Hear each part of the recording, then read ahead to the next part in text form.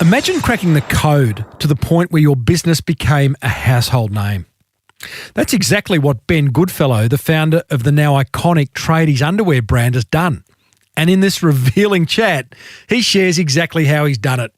It's a slightly cheeky episode 455 of the award-winning Small Business Big Marketing podcast. Well, I said, welcome to a small business marketing show where successful small business owners share their souls to take your marketing straight to the lead. Now, here's your host, Mr. Timbo Reid.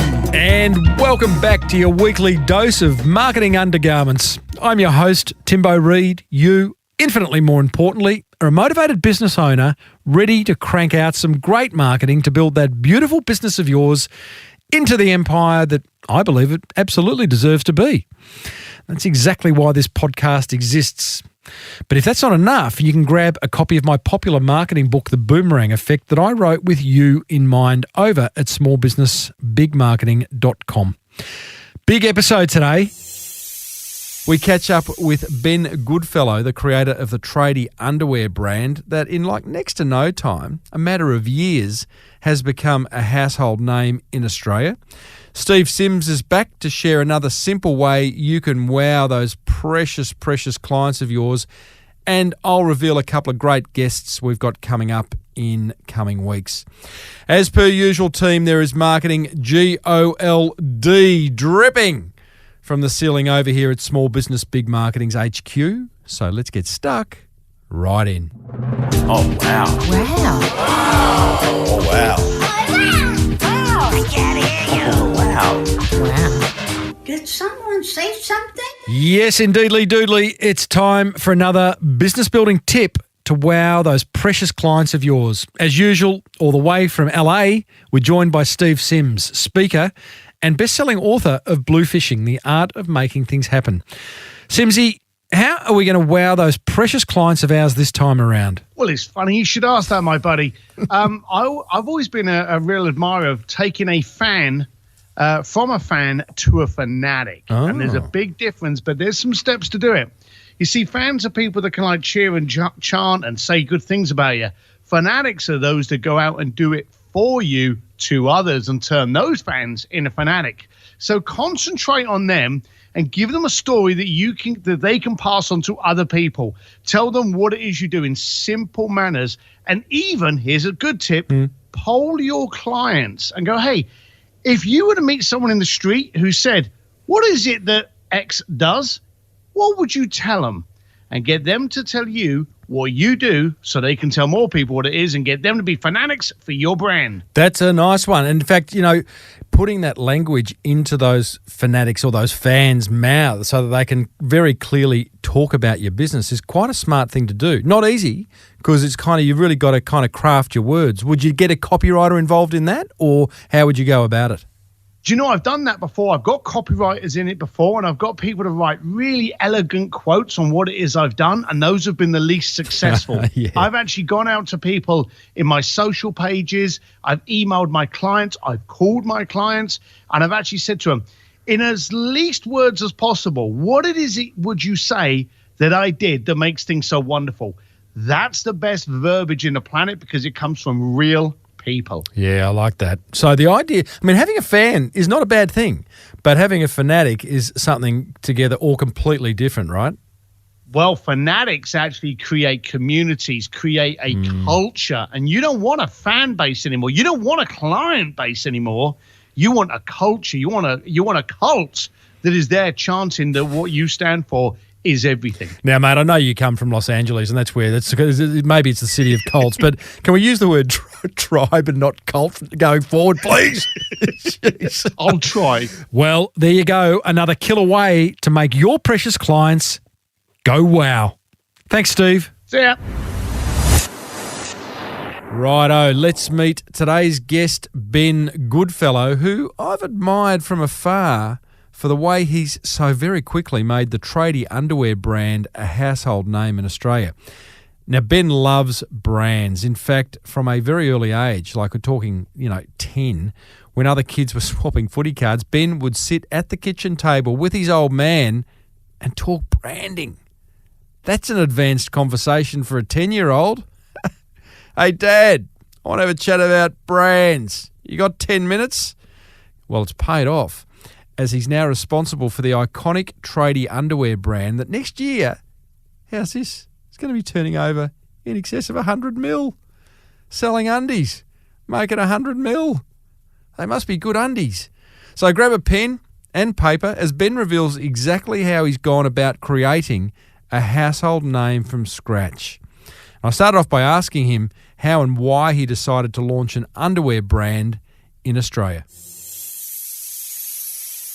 Oh, look, growing up, I was absolutely obsessed with branding. There's no question that I love the idea of having a brand, and I also always hoped that I would have a brand that would be associated to me, that's what I did. And so that's sort of how it started. Also, this is a family business, so certainly sitting around the dinner table, I often talked about brands, as my father actually ran Bonds for 20 years. So it was in the DNA from an early age to try and start a great brand. What does a brand discussion sound like around the family kitchen table? Yeah, it was an interesting childhood. We talked about branding non-stop and underwear non-stop. So I think I appeared in a catalogue as a young kid selling pyjamas for the old man at some stage. So, they were interesting conversations, but it meant that the seed was planted early on, and a bit of competition was probably planted in me as well to try and do better than Bonds, given that was my dad's. I'm going to throw a brand out to you, which I hope creates some emotion in you, because it certainly does with me. Sure. Golden Breed. Golden Breed. Gosh, you might be showing your age there. Yeah, no, thanks, Ben. Wow. How old are you? I'm 36. Oh, yeah, mate, I'm 51, so I'm absolutely showing my age. But you know the brand I'm talking about, don't you? Absolutely. They've got a great store in Flinders, and Nick Vandermeer is the guy that owns that, I believe. And it's a very small industry, so everybody knows everyone. Yeah. Particularly on the smaller side of the scale, we try and support each other where we can. And he's got a great brand that I think really fills a niche in Australia. Well, it does. And, one of the things I love, and let's just have that branding discussion. We'll come back to how Tradie and why you started this underwear brand. But that whole branding thing, so many small business owners do ignore it at their peril. And I can already feel, my favourite definition of a brand is it's an emotional attachment. And I can already feel for you that's exactly what you try to do with whatever you create. Would that be fair? 100%. So I see it as a tribal sort of attachment. I think that what we've got to do is create a great brand that people feel passionate about. They actually almost want to go to the pub and preach about our brand and tell other people how good it is from all sorts of angles, like from the marketing to the quality and all sorts of things and the comfort. But it becomes tribal, and they really associate themselves to it. And if you can create that, and it's easier said than done, then you've really got a wonderful brand that you can build on for many years to come. And it means that you're not a fad for 2 or 3 years. You can be a great brand for 100 years. Yeah, love it. But you've really got to connect. Okay, back to how Tradie came about. Okay, how did it come about? As I said, I was obsessed with starting a brand, and I particularly love the underwear space. And so I heard that the top 4 sellers at Target, top 4 out of 5 actually, were the Chesty Bonds singlet. And so I decided, well, shit, I'm going to take on the Chesty Bonds singlet. And everybody laughed at me, particularly my old man, because no one can take on an iconic product like the Chesty Bonds singlet. But if they were top 4 out of the 5 at Target, then I should have a crack. So for the next 2 months, I didn't sleep. I was a bit of an insomniac in those days. So I rolled around in bed over and over again trying to think of a name. And eventually I came to the point where I thought, well, who wears the singlet? It's the tradies. So I then went about getting a logo developed, and then I went and got some products sampled, starting with the singlet, and away we went from there, showcasing it to a couple of retailers and sort of selling them the dream of we're going to build an iconic Australian brand. So just on that, from memory, the Tradies singlet of choice up until you came along, didn't Hard Yakka just own that space? No, it was Bonds. The Chesty Bonds singlet is one of the most iconic Australian things there is, and they control the entire market. And Yakka did not have a blue singlet? Was that a Bond singlet? No, I'm thinking that was a Bond singlet. Yep. Wow, that's the power of brand, huh? Exactly. And so it really was an amazing product that did incredibly well for them, and no one had ever had the courage, I think, to take them on, and no one thought you really could. And it was pretty stupid to take it on, to be fair. but it paid off in the end. And we had to go. We managed to convince one of the retailers to put it in. How? How do you manage to convince? These guys are tough. They're Dobermans. They don't give. They just want blood. How do you go and convince? These are my partners. They're the most beautiful people on the planet. they are tough. There's no question about that. And when you've got a 26-year-old bloke rolling in and telling them that they really need to take on a Tradie branded singlet that they've never heard of, to take on the most iconic brand in Australia, the most loved brand in Australia.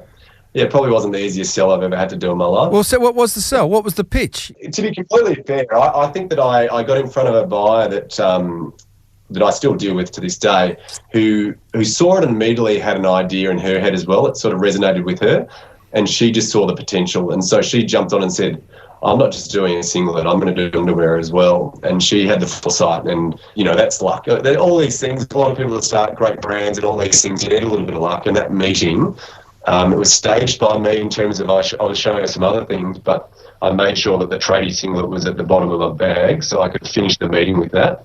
I put it in front of her, and she took the bait and then ran with it. And certainly we went from a singlet to underwear very quickly, and she took a chance on us. And, I was very fortunate, and the relationship is still very strong to this day. So there is the launch of the Tradies brand. Your target buyer, you get the deal. How did that feel? Now, it wasn't Target. It was actually Big W. So I got my intel from Target, and then I managed to sell it into Big W. I love it.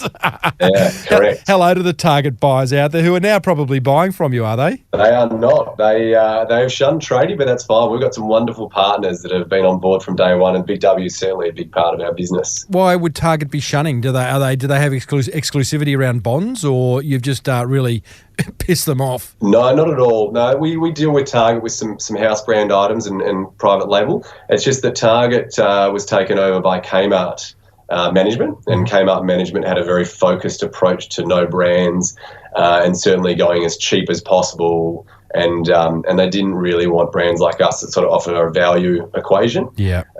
So we really didn't work with Target on this one. Plus, I think we've got such great relationships with other retailers like your Big W's, your Woolworths, and a lot of independents like Boating, Camping, Fishing, and all the rest of them, that while Target's going through all their change and really trying to strip brands out, we're better to sell to the people that want us. Yes, fair enough. Tell me, Ben, that moment when you got the deal with Big W, Yep. How'd you feel? It's pretty special, there's no question. I was 26 years old, and I managed to get a brand into a retailer with 200 stores. I remember it like it was yesterday. I was absolutely stoked because I believed that was going to be a tipping point for what we were doing. It just gave us such a great opportunity. So, yeah, it was remarkable, and I certainly went home extremely excited. And then we went about working on the product and making sure it was right. But, yeah, I knew at that point we had a chance to really take on the big boys. Had you I've heard this story before where you get the big contract through and then create a problem that you're not sure that you can fulfill. Did you know you could fulfill that order? Yeah, I knew I could fulfill it. Okay. I had the expertise in the underwear space, so I knew we could do it. We didn't have that issue. The delivery was extremely tight, so we had to make everything happen because it was a once-in-a-lifetime opportunity. We had to turn it around in ridiculous time, so there was definitely a trip to China to try and make that happen, Yes. which we did. And then we got it in there, and once it got in there, it actually sold incredibly well, which then allowed us to grow from there. I think if it had gone in and hadn't sold well, that would have been all over. Mm-hmm. But the fact that it sold itself once it was in there, the buyer was 100% correct that it was a great idea. What was it that made it sell itself? I mean, the best marketing is a great product. Okay, you would have been assured yourself that it was a great product. The buyer had seen it; they thought it was a great product. Underwear, from memory, I don't think you're allowed to try it on in store, are you? You can't take it out of the packaging. You definitely can't. So there's a number of factors. You've got to have a brand that people immediately resonate to. So our brand Tradie, people believed it had been around for a long time. Yeah. Also, it's tribal in terms of if you're tradie or blue collar or low-level white collar, it turns out that you really resonate with that. You want to be part of that group. And so people really bought into that.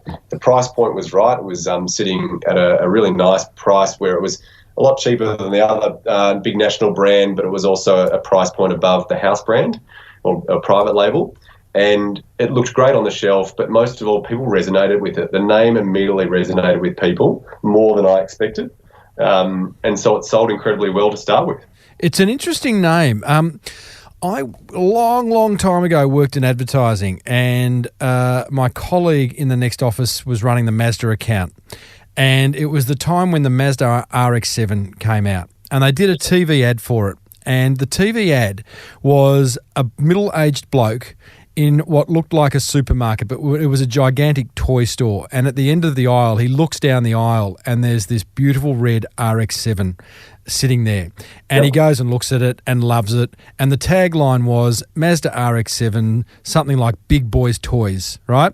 Yep. It failed dismally because no middle-aged man wanted it highlighted the fact that they were after a big boy's toy, you know? Yes, they were, but they didn't want the world to know about it.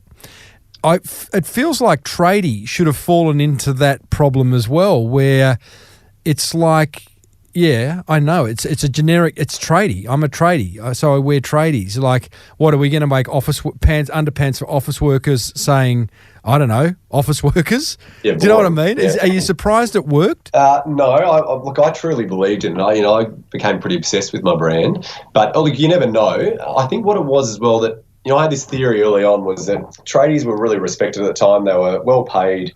They were outdoors. If you're a tradie, you surf quite often. I don't have the theory of the larger tradie with the plumber's crack out the back. I was of the opinion that no, tradies are young guys with a flash ute, surfing, outdoorsy, playing sport, all the rest of it. So that and 60 to 70% of men's underwear is bought by female. And so females, I think, related to tradies, are like, good on them. They're outdoorsy and active. And then guys were proud to be tradies or blue-collar-esque. And so I think that we immediately captured that market. I think they resonated with the brand very quickly. This is before we went out and presented it. However, I also did a number of things on the packaging itself. Like, I preached to my team that every product, every garment is a billboard, because we couldn't afford billboards at the time. So we made sure that there was a hell of a lot of stickers and a hell of a lot of swing tickets, so that we could really scream out the features and benefits of why you should buy us, And if I've got 10 pegs in a Big W store and each one of those 10 pegs is a billboard, well, that's pretty good. I like that. Every product is a billboard. Make it work hard. It's a touch point. It's an opportunity for you to convert someone. Correct. Now, someone that's never seen us before, I'm going to make them think they have seen us before, and they're going to very clearly know what we're about by looking at my packaging, and that's from a few different things. There'll be a saddle on top of the product, there'll be a swing ticket, and there'll be a sticker, and it really helps them to make their decision quickly. So, yeah, every product's a billboard. We swear by that. Now, let's just rewind back a bit, because you're telling me your old man was at Bonds for 20 years. You're also telling me Bonds are your greatest, your nemesis, the competitor that you want to beat to a pulp. That's right. What's going on here? Are you and your old man at each other? Do you get each other in headlocks when you get home and rub each other's ears together really quickly? And it's an interesting relationship. I think Dad's very excited by it. I think he's very proud that we've had such amazing growth and created such an amazing brand that people resonate with. I think there's a little tear in his eye as well that his little baby's losing market share to us. I think he's also very sad that his little baby Bonds got sold to the Americans in Hanes, so we lost an Australian iconic brand. So I think he then goes, all right, bugger it, we've got to be the brand, now we are the Australian iconic brand. So your old man came across to Tradie. Dad was there for 20 years, and then he got out probably 15 years ago now, and then once his non-compete was up after probably 3 or 5 years, he then set up a number of small businesses in the sock space, the hosiery space, and the underwear space. I worked at Ernst & Young. I was a finance marketing graduate, and I worked at Ernst & Young for 4 years. And then he said, can you come on board and run the underwear business, which was failing at the time in many respects because all it did was private label, and we had no brand. So he set me the very easy task of turning it around and creating a brand from nothing. So I was like, thanks, Dad. That sounds like a great idea. That is awesome. So, wow, I mean, the power of the collective minds of your old man with 20 years experience with the biggest underwear brand for men in Australia and women, and then you coming in with this crazy passion for wanting to create an iconic Australian brand. Mate, this had no choice but to succeed. Well, maybe. I mean, if it failed, it would have been probably very funny for Dad. It would have been a great marketing case study either way. Absolutely. Look, it's an interesting one. It shows you that the rag trade is in your blood, and Dad certainly passed it on to me. And then I've been fortunate that one of my ideas paid off. And I think you've got to have 20 ideas, maybe 100 ideas, for the one good one to come along, and then when you find that one good one, you really, really go for it. And that's certainly what we've done here, probably above and beyond. I mean, a good example is that we were doing some private label business, which was declining at a rapid rate because all the retailers were going to China direct and cutting out middlemen like us. Yeah. So I sort of calculated, well, how much money do we actually make out of this private label? And I said, well, that dollar, every bit of profit there is really dead money. That's gone. So why don't we put that money into marketing something that's our future? And that's sort of why we've been able to be so much more aggressive in the early days than what really the turnover of the brand warranted. So, Ben, things take off. The undies are selling beautifully. Clearly, the first point of it becoming a household name is that you're making the packaging work really, really hard. You got a great product. What was the next step in the Tradie brand once you got the underwear under control? So then there was expansion very quickly in terms of once you've got a few styles that work, you've very quickly got to develop multiple extra styles. So from sports styles to long leg trunks to different fly front trunks, there's a lot of different styles within the underwear space, and we're purely talking men's at this stage. So you get very busy with that. So you're a quick expansion. Once you prove yourself that you're going to sell, the retailers are very excited then to take on the big boys, and so they want to support you. So we got busy developing, and then I very quickly did some numbers on that and said, well, we've got to start marketing. Let's not worry. Let's not think back in 5 years' time and wish we'd gone harder. So we certainly had a crack, and so I then immediately got into some advertising, and I looked at a few different options of radio and bus backs, and I went down the bus back path, and I made sure that I parked about 20 to 40 buses outside Big W's head office for about 3 months to make sure that they knew I was spending every dollar I had on marketing while we were expanding the range. And that was quite fun at the time, and it certainly helped. Just to understand that idea, because I love that, I did a similar thing when I was working on the Yellow Pages business many, many, many years ago, where we'd make sure that surrounding Yellow Pages headquarters, there were lots and lots of Yellow Pages ads to remind actually the staff of how good the brand was way back then. Yep. You put buses outside Big W's headquarters? Is that what you said you did? So basically I just picked buses that were on the route that went past the Big W and Woolworths head office. And we certainly had buses in other areas, but I certainly went heavier on the ones around Big W, because at that point we were realising the product was selling really well itself, and I didn't have a marketing budget that would allow me to spread it across Australia, even though we had a national footprint all of a sudden through the Big W network. So basically I decided that we would market really heavily to the targeted person, and those people were the buyers. So that worked really well because it gave them confidence that I was going to spend up big on marketing every chance I got. And then we developed new products which worked as well. And so just from there, it just incrementally grew year on year. What was the advertising? We've spoken about this on the show previously. Advertising is a bottomless pit. Sure. It's, for most small business owners, a scary proposition for a number of reasons. A, it's expensive. Yep. B, the amount of variables you've got to get right, whether you're talking about bus backs or ads in papers or radio, TV. You've got to, even for like, say, a newspaper ad, you've got to figure out which newspaper, what part of the newspaper, right hand, left-hand side, colour, mono, what's the headline, what's the creative, what's the frequency. I mean, there are just so many variables. For you, I guess your old man had a lot of experience in that advertising area, or he did. He came up with some iconic ads himself. He did the Ants Pants ad. Remember that one, Sick 'em Rex? Awesome. And he did the one day you're going to get caught with your pants down ad for Hole Proof. So he has a list of good ads that we need to catch up on. So he certainly was helpful. There's no question that having a mentor that as close to me as that is great. Everyone in a business, when you're a bit entrepreneurial, needs a good mentor. Just happens that mine's my dad. Yeah. But it was very nerve-wracking at that stage, because spending the sort of, that money that I spent in year one was a huge spend for us. We'd never done any marketing before. And here I was, 26 years old, going, well, we're doing it, no questions asked. So I remember meeting with radio stations, and they wanted to take the whole lump sum that I had in 1 week. Yeah. And that's all I could get I think it was only in Melbourne and Sydney, if that. And then I realised that, that's not going to affect the sales. What I really need to do is just try and encourage the buying team to keep backing us, because it's selling at the moment. So I think you've got to be really careful with your initial spend. What is the greatest value you're going to get out of it? For me, it was actually to advertise to the buyers. and make sure that the buyers' bosses knew about us, and that's why they were willing to support us, because we were going to get the growth incrementally anyway.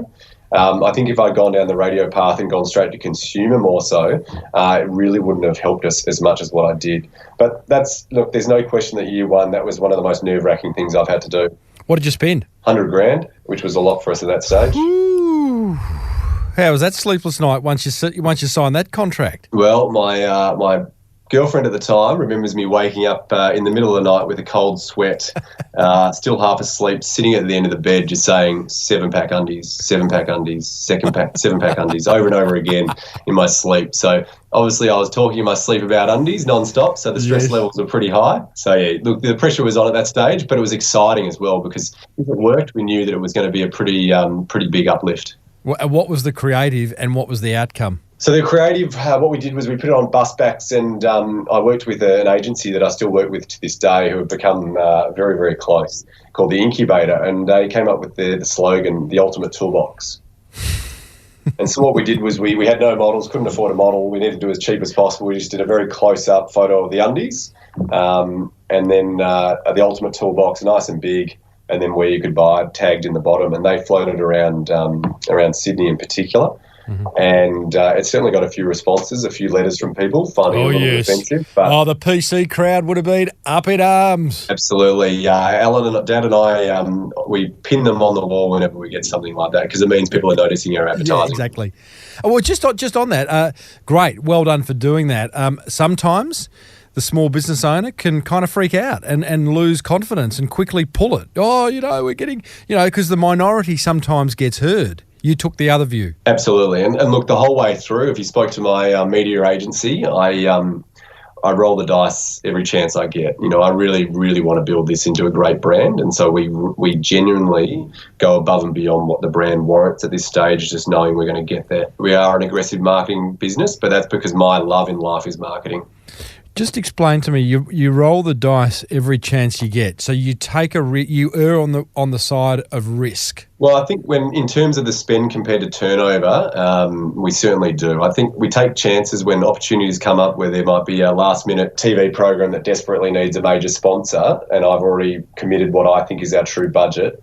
I will go for a long, hard run and think about whether or not we want to jump on it, and then generally I have. And then, fortunately, the growth has come as well. So they're calculated, but we certainly aren't afraid to take a few chances here and there. And it's certainly paid off at this point in time, which is why we are now more of a household brand.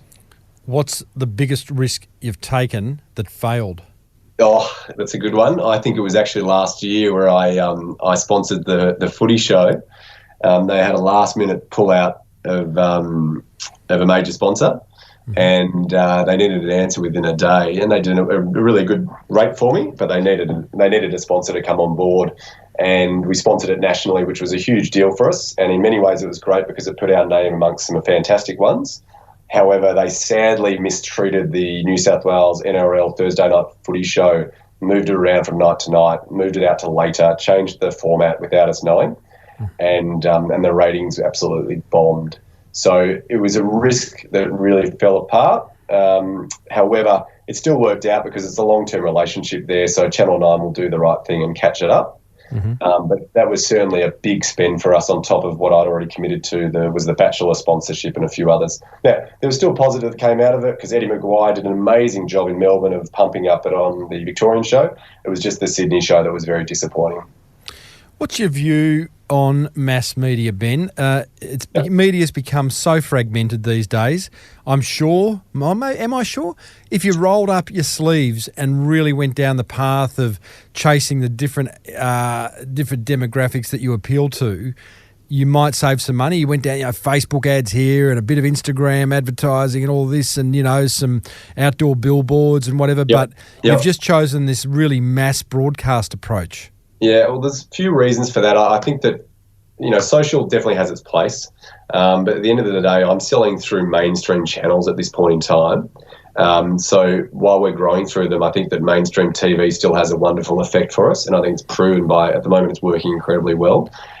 This does get brought up a lot with me going, what, as a young Australian brand like this, why aren't you doing more online? We still do some, but we are putting the core into TV because I do love touching on the true mainstream consumer But the mix will change over time and will evolve, and I'm keeping my eye on it. But at this stage, given my assets are very much in TV, because each year I'm filming 5 to 6 TV ads. Wow. That's where I believe that I want to put my money into TV. Now, that's just because I think we've come up with some really great, fun, simple ads that work. So if I didn't have those amazing, simple ads with the honey badger and the girls that we've brought on, then I might not be as heavy in TV. Okay, so just to wrap up that conversation, though, I guess your TV buying, unlike years gone by, you may well not remember, where you could literally buy a schedule across the entire day and night, and you got you got a massive amount of the population. I'm guessing you need to be very selective. You're just buying The Bachelor. You're just buying Love at First Sight. You're just buying, just those key shows, because there's a lot of people not watching TV these days. Correct. So what I did was I think I broke the rules a bit in terms of the media team would often come to me with a spot buy across all different things. And I said, no, I've only got a limited budget, guys. It's a bit like my buses. I want to be really targeted. And so if 1 million people watch The Bachelor, I want the entire 1 million people that watch that show to know us by the end of the program. Now, if I scattered her across all sorts of shows, if you're watching a different program, home and away, you might see us twice. You're never going to remember us. But if I show my ad 3 times in a Bachelor program for an entire 12 weeks or whatever it goes for, those 1 million people will certainly know my ad. Yeah. So what I'd do is break it down by markets like that rather than doing spot buys. I'm going to race ahead. You mentioned the honey badger earlier. This is an international audience. The honey badger is a fellow, Nick Cummins, who is an Aussie Australian rugby league, a rugby union legend. I'm an AFL guy, so I don't even know Nick at all. But he was also on The Bachelor, so he's a bit of a known identity in Australia. How did that celebrity endorsement come about?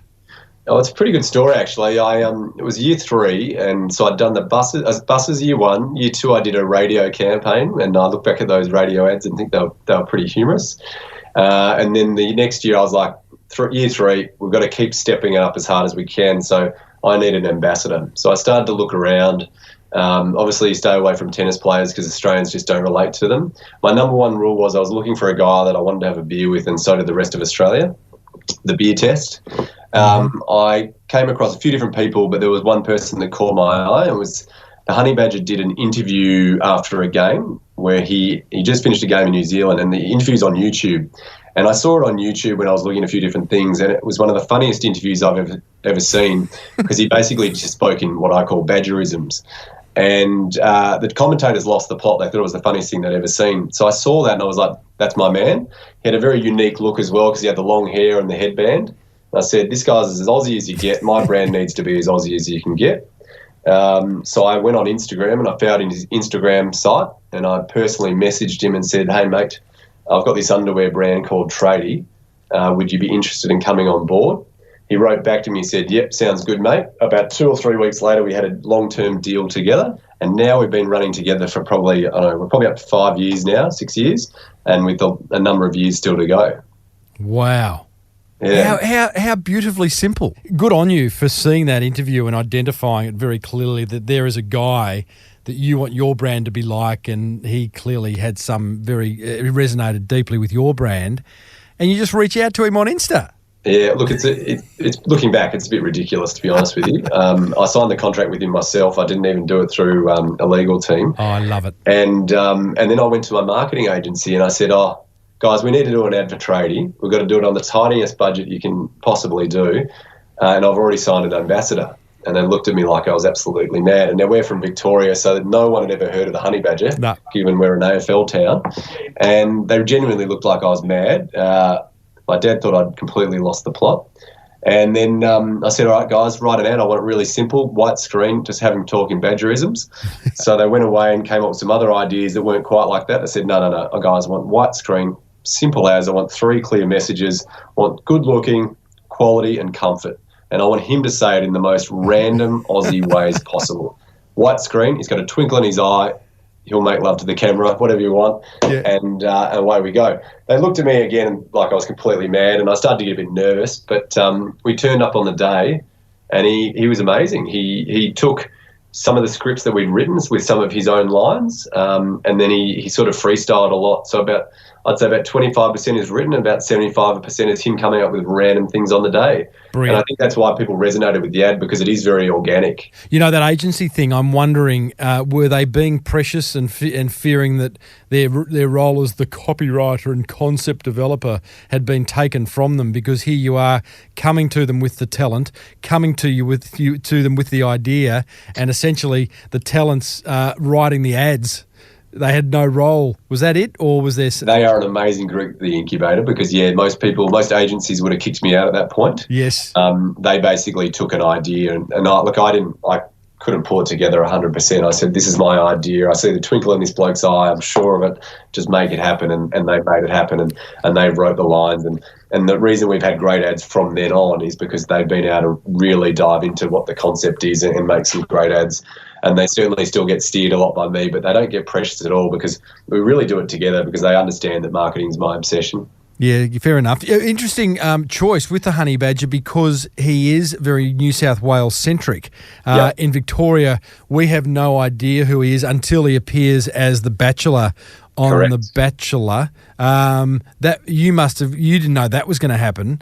No, I didn't. That was a bit of a surprise. What a bonus. Yeah, so we got some front page newspaper coverage for a long time leading into it, which was amazing. We knew something was going on because we had to push back our advertising shoot for about 2 or 3 months. But yeah, that was a huge surprise. I knew he was going to do something TV related at some stage because I think through our ads, we were on TV so consistently that people were really falling in love with the Honey Badger. Mm-hmm.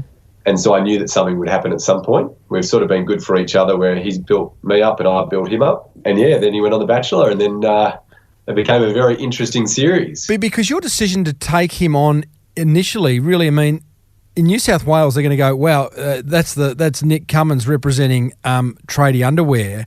But everywhere else, and Queensland, but everywhere else, we just saw him as a funny guy, right? Correct. Yeah, and that was the greatest risk, is that I knew he had to have enough personality and enough interest in him to warrant the ads that a Victorian or a South Australian would look at him and go, that was hilarious. And that really came down to the way he spoke and his badgerisms and the way he explained what are the key features of my product.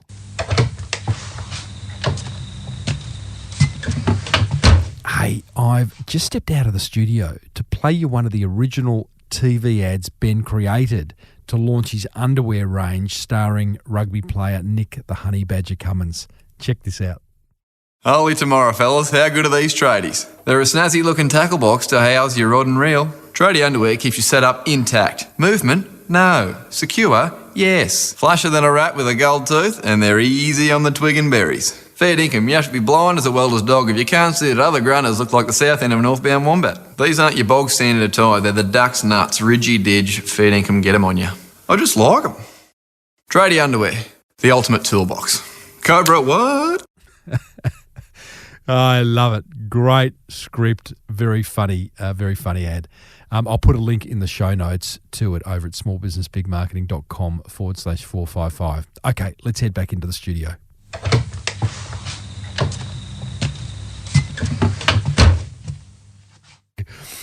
You continued the ambassador kind of marketing strategy, Ben. You got Danielle Scott, who is one of our great freestyle aerial skiers, and you've got Kelly Cartwright, who cancer survivor, Paralympic gold medalist, and mum, amputee. Did you hope that having Danielle and Kelly would work as well as Nick did, or did you have different expectations? I had different expectations because I think Nick had a certain personality type. And women's was interesting that women's was never part of my idea. It was something that got thrown to me, and I thought it was a real risk to go into women's. And I almost refused to do it because I knew the markdown support that I would need to give if it didn't work was going to be horrific. Big W forced me to do it in the end, and thank God they did, because we now sell more women's underwear than we do men's. No. So what we were looking for in terms of a female ambassador is I decided, okay, well, what's the men's is obviously larrikin, sporty, fun. What's women's going to be? We still need the fun, but we need it to be quite empowering. Like Tradie is not a shrinking violet type of name or brand. So I think that athletes are the way to go, but they don't need to be the biggest name athletes. And so I like the idea of supporting someone like Danielle, who does have some sponsorships, but she's certainly not in a glamorous sport that's got, Rolex and all the rest and knocking on her door. So I really like the idea of supporting someone like her. I think her figure is perfect for our brand because she's sporty and athletic. She's not just a skinny model. Tradie's not about that.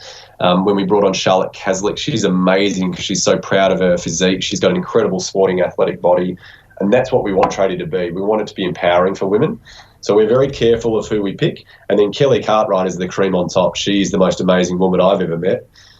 She chose to have she had to have her leg amputated, but she did choose to have it amputated at 15, which is an incredible thing for a 15-year-old girl to have to do. And then from that point on, she went about creating an amazing identity and going to the Olympics, winning the gold medal in the 100-metre sprints. And now she does presentations and she's gone to the Olympics again in powerlifting. Like, people should follow Kelly Cartwright. She's an inspiration. And I signed her up because she posted a photo of herself in tradie undies on Instagram and tagged us. I saw that. I looked into who she was and I was like, this girl's amazing. So I contacted her on Instagram as well, and she said, yep, let's do it. And away we went. And she came on board. So we're looking forward to doing some underwear ads with her in the near future, and we certainly will. Interesting. So, okay, it's becoming pretty clear how this beautiful brand Tradie has become such a household name. Anything else, Ben, that you kind of put your finger on that's really allowed that to happen in such short a time? Oh, look, it's just having a crack. I think it's the Australian way. Once you get something that shows a bit of life, absolutely go for it.